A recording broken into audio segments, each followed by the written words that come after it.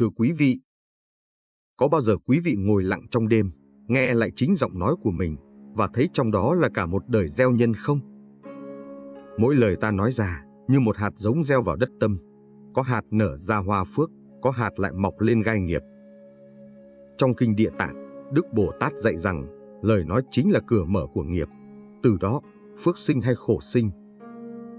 Hôm nay, trong bài pháp này, chúng ta sẽ cùng nhau đi sâu vào nghiệp báo của lời nói để hiểu vì sao một câu nói có thể cứu người mà cũng có thể đọa người. Vì sao chỉ một lời chân thành có thể hóa giải hận thù, còn một lời ác lại đủ để chôn vùi cả kiếp phước lành. Nếu quý vị cảm nhận được rằng đôi khi chỉ cần một lời hiền lành thôi là có thể thay đổi số phận, thì xin hãy ở lại cùng bước chân nhân duyên để chúng ta cùng đi qua hành trình này, hành trình của lời nói tỉnh thức, của âm thanh mang từ bi, của sự chuyển hóa sâu tận trong tâm hồn. Mời quý vị cùng lắng lòng nghe. Phần 1. Lời nói là gốc của nghiệp khổ hay phước báo? Thưa quý vị, trong cuộc đời này, không có gì đi nhanh bằng một lời nói. Nó rời khỏi miệng ta trong một hơi thở, nhưng lại có thể đi theo ta suốt cả một kiếp người. Có những lời khiến lòng người tan nát, có những lời làm nảy mầm thiện lành, cũng có những lời tưởng như gió thoảng, nhưng lại kết thành nghiệp lực, dẫn ta đến những cảnh giới khổ đau hay an vui tùy theo tâm ý mà nó khởi sinh. Kinh Địa Tạng dạy rằng, chúng sinh trong cõi đời vì miệng tạo khẩu nghiệp mà chịu báo trong nhiều đời nhiều kiếp. Chỉ một câu nói thôi, nếu là lời sân hận, vu khống, dối trá, châm chọc hay khinh thường người khác, thì năng lượng xấu ấy như một mũi tên bắn ra từ tâm sân, có thể làm tổn thương người nghe và chính người nói cũng bị thương ngược lại. Khi một lời nói rời khỏi miệng ta, nó không mất đi, mà lưu lại trong không gian, trong tâm thức, trong dòng nghiệp. Người xưa dạy, họa tòng khẩu xuất, bệnh tòng khẩu nhập. Cái họa sinh ra từ lời nói, cái khổ đến từ thiếu chánh niệm trong từng âm thanh phát ra. Trong kinh Địa Tạng, Đức Phật kể lại rằng, có vô số chúng sinh phải đọa vào địa ngục vì khẩu nghiệp, nói dối, nói lời chia rẽ, nói lời ác độc, nói lời phù phiếm. Những tội ấy tuy ở miệng, nhưng gốc lại từ tâm. Tâm chưa thanh tịnh thì lời nói chưa thể thiện lành. Cho nên, khi chúng ta tu học, không chỉ giữ thân hành thiện, mà còn phải giữ khẩu nghiệp trong sạch. Giữ miệng là giữ tâm là giữ phước. Thưa quý vị, đôi khi một lời nói nhẹ nhàng có thể làm tan đi một cơn giận, có thể cứu một người khỏi khổ đau. Nhưng cũng chính lời nói ấy, nếu pha lẫn sự khinh chê, có thể làm một người mất đi niềm tin vào thiện pháp. Lời nói, vì thế, là con dao hai lưỡi. Nó có thể chặt đứt nghiệp khổ, nhưng cũng có thể cắt lìa phước đức. Trong giáo lý của Đức Địa Tạng Bồ Tát, miệng là cánh cửa mà phước hay tội đi vào thế gian. Khi ta nói lời thiện, nói lời khuyến tu, nói lời chia sẻ từ bi, ta đang gieo hạt lành trong ruộng phước của mình. Nhưng khi ta nói lời dối trá, lời thị phi, lời làm người khác bất an, thì chính là đang gieo hạt khổ vào tâm thức.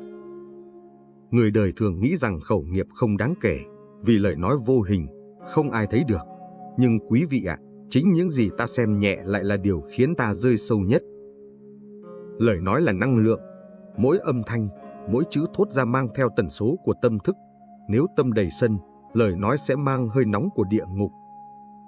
Nếu tâm đầy tham, lời nói sẽ khiến người khác khởi lòng ham muốn, làm lan truyền sự nhiễm ô. Nếu tâm đầy si mê, lời nói ấy sẽ khiến người nghe lạc lối. Còn nếu tâm đầy từ bi, thì lời nói ấy như ánh trăng soi vào nước, dịu dàng, trong sáng, không làm đục dòng đời. Người có tu, trước khi nói, thường dừng lại một hơi thở, quán chiếu xem lời này có lợi cho ai không, có gây hại cho ai không, có cần nói hay không. Cái dừng ấy chính là trí tuệ, và chính nhờ trí tuệ đó mà người ấy không rơi vào nghiệp khổ do lời nói của mình tạo ra. Thưa quý vị, trong kinh Địa Tạng có chép về những chúng sinh khi còn sống hay phỉ báng Phật Pháp, chê bai người tu, nói những lời khinh khi bậc hiền đức, sau khi chết phải vào địa ngục cắt lưỡi, nung sắt, chịu khổ muôn phần. Những hình ảnh ấy không phải để dọa, mà để cảnh tỉnh ta rằng lời nói là gốc nghiệp, vì nó nối liền tâm và cảnh. Khi lời nói thiện, tâm thanh, cảnh giới cũng chuyển. Khi lời nói ác, tâm nhiễm, cảnh giới liền biến thành khổ. Mỗi người trong chúng ta đều đang tạo nghiệp bằng lời nói mỗi ngày. Có khi ta nói lời ái ngữ mà người nghe được an vui, đó là phước. Có khi ta nói lời sân hận mà người khác khổ đau, đó là tội. Có khi ta im lặng đúng lúc, đó lại là trí tuệ. Tu khẩu không có nghĩa là câm lặng, mà là nói trong chánh niệm, nói bằng từ tâm, nói để xoa dịu, để giúp người. Khi ấy, từng lời nói trở thành hoa sen nở giữa bùn đời. Thưa quý vị, lời nói chính là gương soi tâm tánh. Muốn biết tâm ai thiện hay ác, chỉ cần nghe lời họ nói ra là đủ. Người hiền thì lời dịu, người trí thì lời sáng, người tu thì lời tĩnh, còn người chưa tu thì lời nói thường pha lẫn sân, tham và vọng tưởng. Cho nên, người muốn giải nghiệp thì phải bắt đầu từ nơi miệng, vì nghiệp khởi từ lời, phước cũng sinh từ lời. Nếu một ngày, quý vị nói được một câu khiến ai đó mỉm cười, khiến ai đó nhẹ lòng, thì ngày ấy quý vị đã tạo phước rồi. Đó là hạnh của Bồ Tát Địa Tạng, luôn dùng lời nói từ bi mà giáo hóa chúng sinh trong khổ cảnh, khiến họ nhận ra nhân quả và tự độ lấy mình.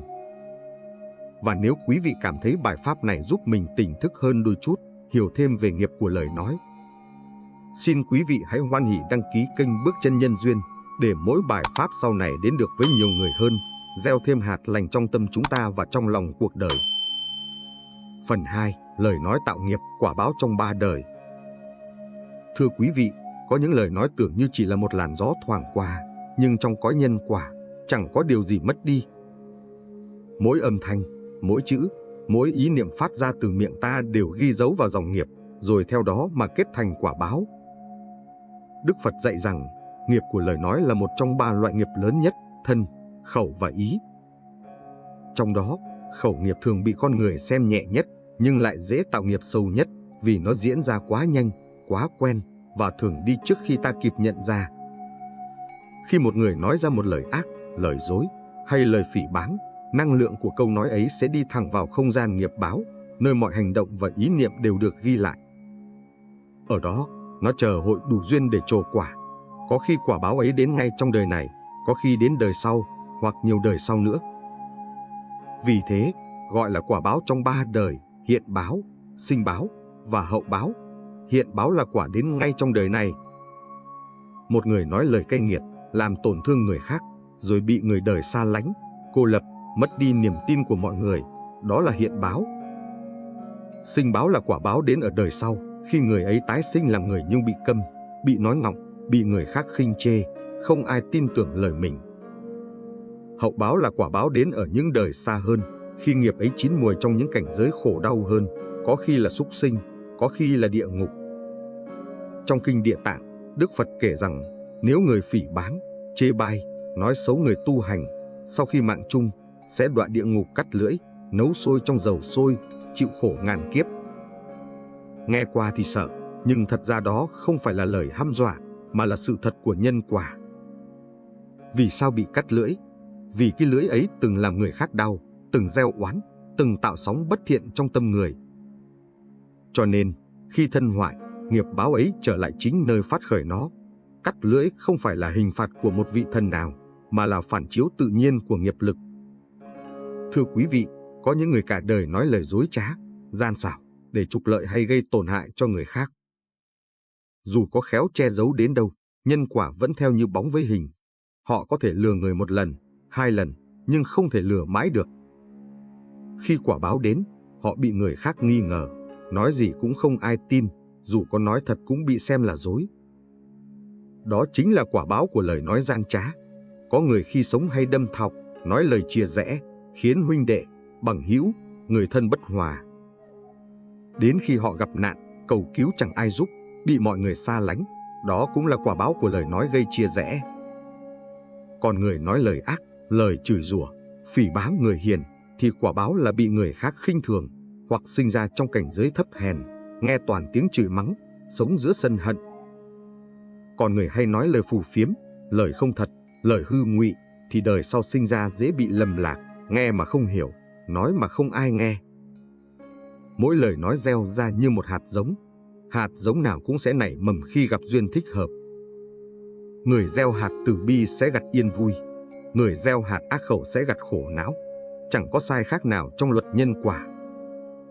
Có một câu chuyện trong kinh kể rằng, có một người phụ nữ thời Đức Phật, vì ganh ghét một vị tỳ kheo ni được mọi người kính trọng, nên đã bịa chuyện nói rằng vị ấy phạm giới.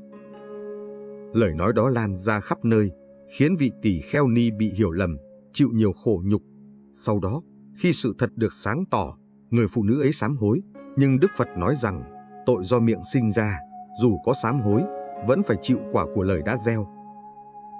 Sau khi chết, bà ta đọa vào địa ngục, chịu hình phạt xé lưỡi, sau nhiều kiếp mới được trở lại làm người, nhưng sinh ra bị câm không nói được. Đó là minh chứng cho quả báo của khẩu nghiệp. Quý vị ạ, không phải chỉ trong đời sau mới có quả báo. Ngay trong đời này, nếu ta nói lời không lành, lòng ta sẽ bất an, tâm ta dao động, miệng ta nóng, người khác nghe cũng sinh sân. Lời ác nói ra, cảnh giới liền thay đổi. Người tu hiểu điều này nên luôn giữ chánh niệm trong lời nói. Trước khi nói, họ hỏi lòng, lời này có đúng không, có cần nói không, có nói lúc này được không, có lợi cho ai không. Nếu 4 điều ấy không đủ, thì nên im lặng. Sự im lặng đó không phải là né tránh, mà là sự bảo hộ cho tâm, là cách ngăn nghiệp ngay khi nó vừa khởi. Vì một lời nói sai có thể khiến ta hối hận nhiều năm, còn một lời nói đúng có thể cứu một đời người. Đó là sức mạnh của lời nói trong dòng nhân quả 3 đời. Cho nên, muốn chuyển nghiệp, ta phải bắt đầu từ chánh ngữ, nói lời chân thật, hiền lành, ái ngữ, hòa hợp và lợi ích. Khi ấy, lời nói trở thành phước báo, là hoa sen nở trên lưỡi. Người tu lâu, lời nói trở nên nhẹ, trong, có năng lượng chữa lành. Đó là vì họ đã tịnh khẩu, thanh tâm, khiến nghiệp không còn chỗ bám. Thưa quý vị, hãy nhớ rằng, nghiệp không mất đi, chỉ chuyển hóa. Nếu hôm nay ta nói lời lành, thì năng lượng của lời ấy sẽ hóa giải dần những lời ác từng nói. Cũng như nước trong có thể rửa nước đục, lời từ bi có thể rửa sạch lời sân hận.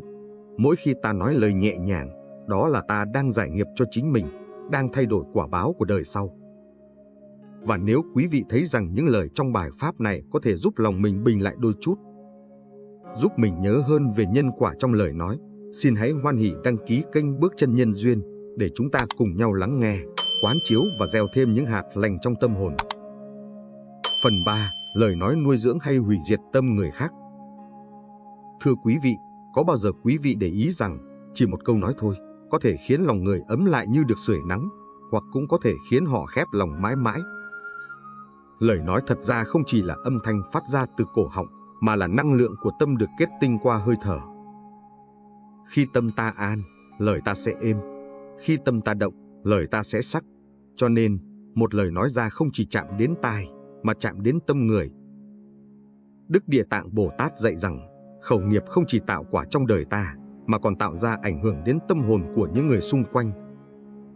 Một lời thiện lành có thể khơi dậy ánh sáng trong lòng người khác, giúp họ vượt qua nỗi đau, nhưng một lời ác có thể đẩy họ xuống hố sâu tuyệt vọng. Có một câu chuyện thiền kể rằng, một chàng trai trẻ vì quá khổ tâm mà định tự vẫn. Trên đường đến nơi tuyệt mệnh, cậu gặp một bà cụ già bán hoa. Bà chỉ mỉm cười, trao cho cậu một đóa cúc vàng và nói, con ơi, đời vẫn đẹp lắm, chỉ cần con nhìn bằng mắt thương.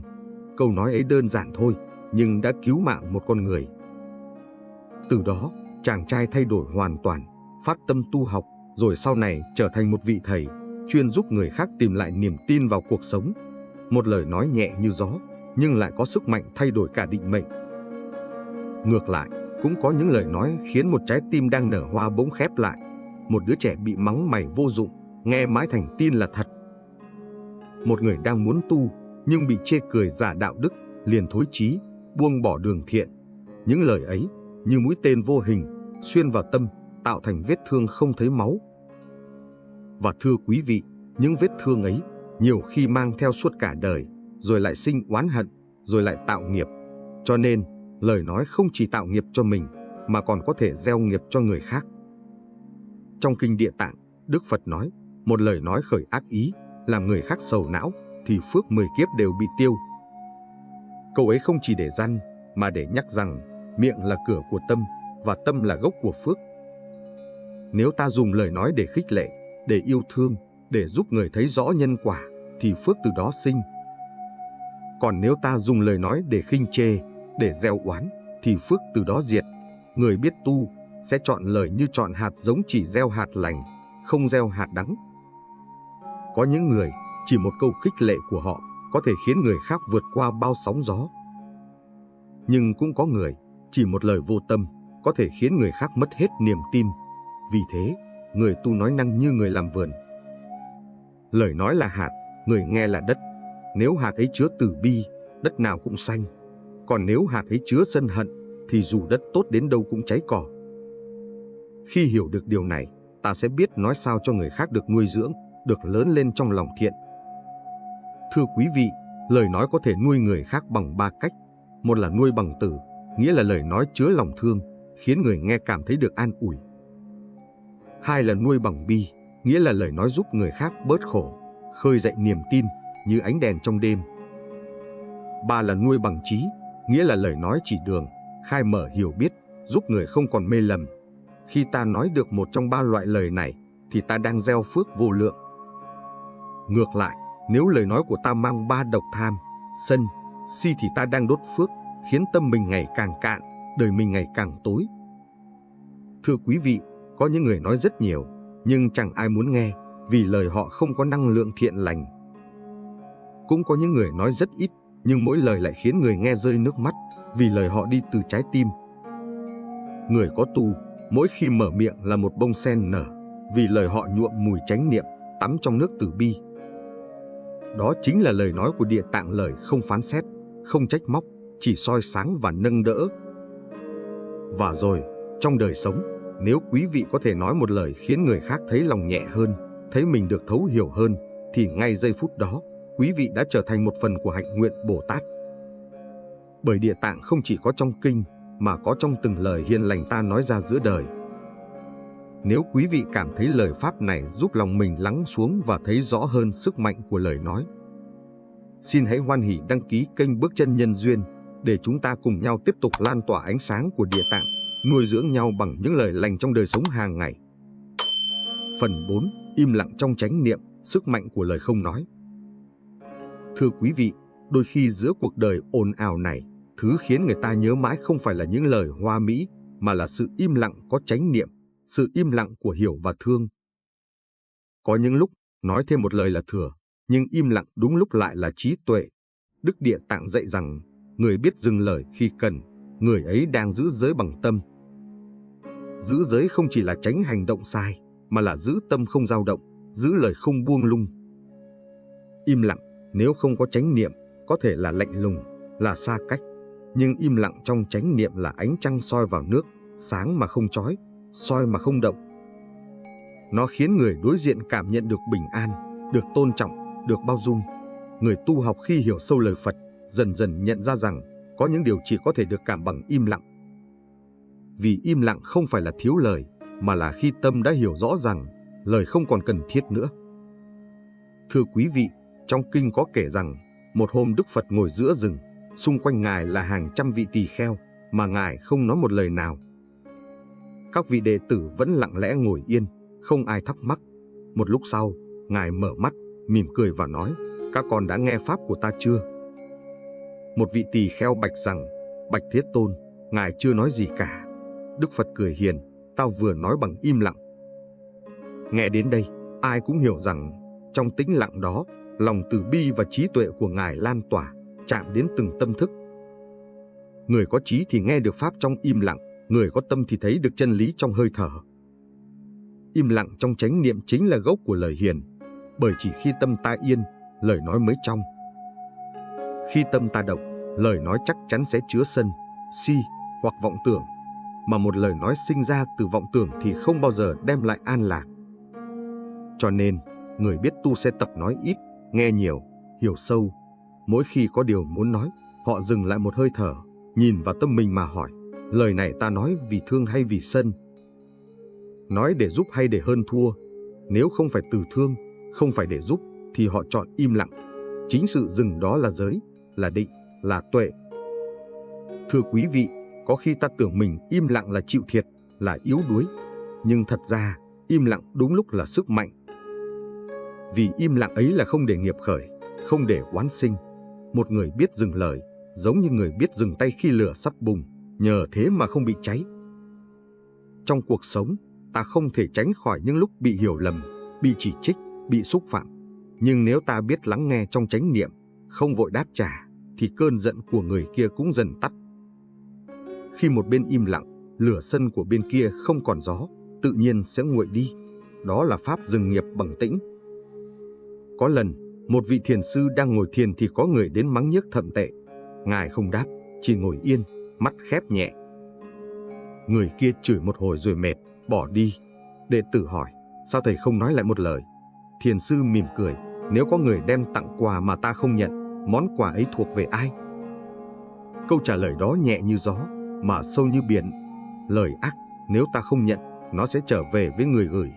Cho nên, im lặng không phải là thua, mà là thắng chính mình. Thưa quý vị, trong thời đại ngày nay, khi mạng xã hội khiến lời nói lan đi chỉ trong vài giây, thì việc tu khẩu càng cần thiết hơn bao giờ hết. Một lời ác trên mạng cũng là nghiệp, một lời chê bai cũng là dao, một lời dối trá cũng là nhân khổ. Còn một lời hiền, một lời chia sẻ, một lời an ủi lại là ánh sáng giữa vô minh. Nhưng đôi khi, tốt hơn hết là không nói. Bởi lời nói nếu không nuôi dưỡng được ai, thì hãy để im lặng nuôi dưỡng chính mình. Người có tu, mỗi ngày đều thực tập im lặng đôi phút. Khi ăn, không nói. Khi thở, không nghĩ. Khi nghe người khác nói, chỉ lắng nghe bằng tâm an. Dần dần, lời nói của họ trở nên ít mà có lực, ít mà sáng. Bởi vì trong từng lời đã chứa năng lượng của tĩnh lặng. Đó là lời không nói lời của Bồ Tát. Thưa quý vị, khi chúng ta sống trong chánh niệm, im lặng không còn là sự né tránh, mà là một pháp tu nhiệm màu. Mỗi lần ta dừng lại, không nói một lời ác, là ta đang dừng nghiệp. Mỗi lần ta thở yên, nhìn sâu vào tâm, là ta đang chuyển nghiệp. Và mỗi khi ta chọn im lặng thay vì sân, là ta đang gieo phước cho chính mình. Nếu quý vị cảm thấy phần pháp này giúp tâm mình lắng lại, thấy được giá trị của tĩnh lặng trong tu tập, xin hãy hoan hỉ đăng ký kênh Bước Chân Nhân Duyên để cùng nhau tiếp tục nuôi dưỡng sự bình an ấy qua từng bài pháp sau. Phần 5. Lời nói giải nghiệp, hóa giải bằng từ bi và trí tuệ. Thưa quý vị, trong suốt hành trình tu tập, chúng ta dần nhận ra rằng lời nói là một loại năng lượng mạnh mẽ vô cùng. Nó có thể tạo nghiệp, nhưng cũng có thể giải nghiệp. Một lời ác khiến nghiệp chướng sâu thêm, nhưng một lời lành, một lời chân thật, một lời từ bi có thể khiến nghiệp tan như sương trước nắng. Đức Địa Tạng từng dạy rằng, nếu muốn chuyển hóa khổ đau, hãy bắt đầu từ lời nói hiền. Vì sao? Bởi lời hiền không chỉ an người nghe mà còn thanh tịnh chính tâm người nói. Thưa quý vị, khi ta nói lời từ bi, năng lượng từ đó không chỉ chạm đến người đối diện mà còn lan tỏa trong chính thân tâm ta. Một lời an ủi đúng lúc có thể làm dịu nỗi đau trong người khác, nhưng cũng khiến tâm ta nhẹ đi một phần sân hận. Một lời xin lỗi chân thành không chỉ hóa giải hiềm khích mà còn là giây phút ta buông bỏ ngã chấp. Một lời chúc lành, tuy nhỏ, nhưng có thể là khởi đầu của một mối nhân duyên tốt lành trong đời này hoặc đời sau. Có người hỏi rằng, thưa thầy, nghiệp nói ác đã lỡ gieo, làm sao để giải? Đức Phật dạy rằng, muốn chuyển nghiệp, trước hết phải nhận lỗi, rồi hành thiện bằng chính lời nói của mình. Nếu từng nói lời làm tổn thương ai, hãy dùng lời từ để bù đắp. Nếu từng nói lời dối trá, hãy sống chân thành và giữ lời hứa.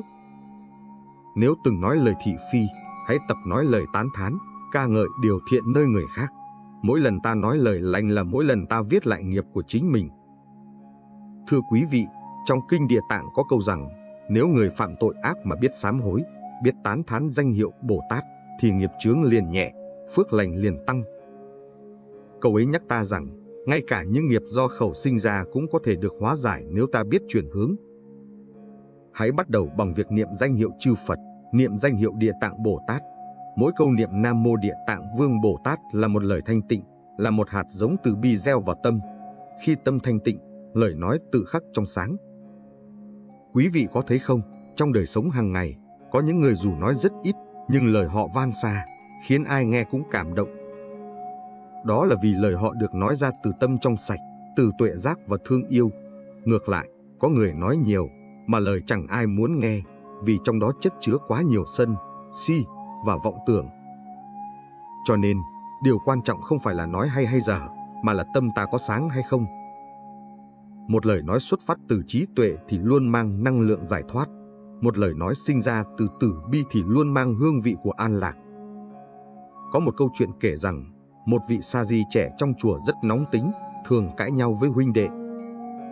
Một hôm, thầy trụ trì gọi cậu lại và bảo, con hãy đi múc một chậu nước rồi khuấy mạnh cho đục lên. Sa Di làm theo. Thầy hỏi, khi nước đục, con thấy gì? Bạch thầy, con không thấy gì cả.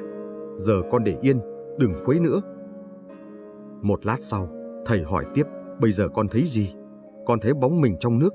Thầy mỉm cười, đó là khi tâm con lặng, lời nói con cũng lặng. Khi tâm con trong, lời nói con cũng trong. Chỉ khi nước tâm trong, ta mới thấy được chính mình và mới nói được lời giải nghiệp. Thưa quý vị, trong thế giới đầy biến động hôm nay, khi ai cũng có thể lên tiếng, điều quý giá nhất không phải là được nói, mà là biết nói sao cho đúng, cho hiền, cho nuôi dưỡng. Nhiều người vì một phút sân mà buông lời ác, khiến mối quan hệ đổ vỡ, khiến bao nghiệp chướng chồng thêm.